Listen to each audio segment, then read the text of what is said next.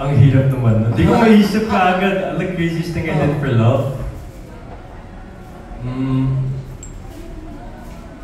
Yung love mismo talaga. I think love is the craziest thing I've done for love. Kasi parang, you know, when you're feeling love talaga, or you're feeling these emotions, it's a crazy thing, diba? It's never flat, you know, it's dynamic talaga, you know. So, yun, loving is the craziest thing I've done for love. Ako naman po, siguro yung pinipilit mong intindihin yung mga bagay na hindi mo maintindihan. Yung parang kahit hindi na siya nag-make sense, parang tinatry mong mag-make sense siya para lang hindi mo wala. Mga ganun. Oh, God. Wow. Si Andres ba yun?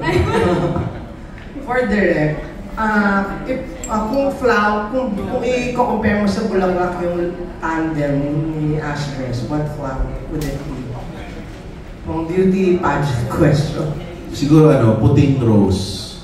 Pure. Kasi di ba rose siya, so parang rose kasi symbol of passion. Pero gusto ko siyang maging white instead of red kasi parang ang pure and genuine ng pagsasamahan nila. Pero wala pa naman mga tingin. Kasama yun.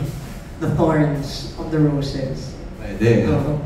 Pero yung thorns na yan, di ba, minsan kahit alam mo merong risk na masuksok ka, bibigay mo pa rin kasi mahal mo. Hindi mo maamoy yung flowers without holding the thorns, something na. Thank you and good luck. Thank you. Thank you po. Thank you po. Thank you. That was Ms. Dalian Carvajal of Philippine Star. Up next, we have Roldan Castro of Abante Tonight. Good afternoon. Afternoon po.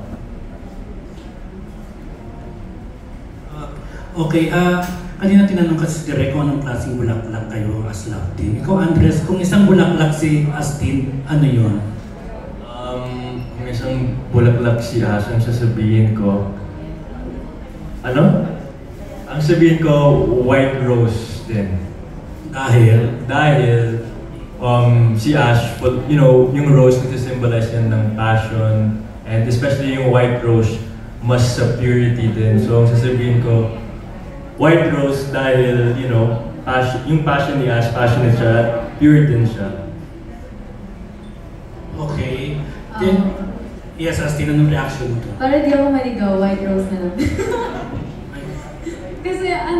kasi parehas talaga. Kasi si Andres din, sobrang genuine niya talaga ng tao. And kung yun talaga yung pinakamalapit din sa kanya. Okay.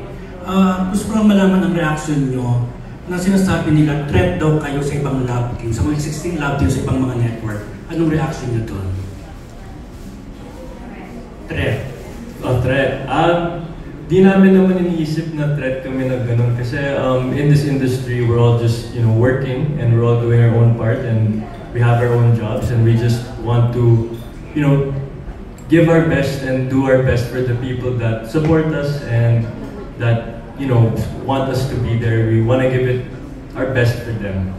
Okay.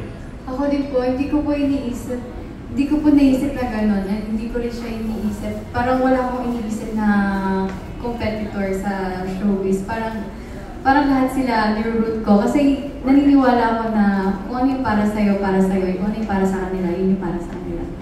Okay. Yes, and also for the other love teams din, like we look up to these people then because, you know, they have their own experiences and they're also working, kaya we understand them and, you know, we really appreciate them.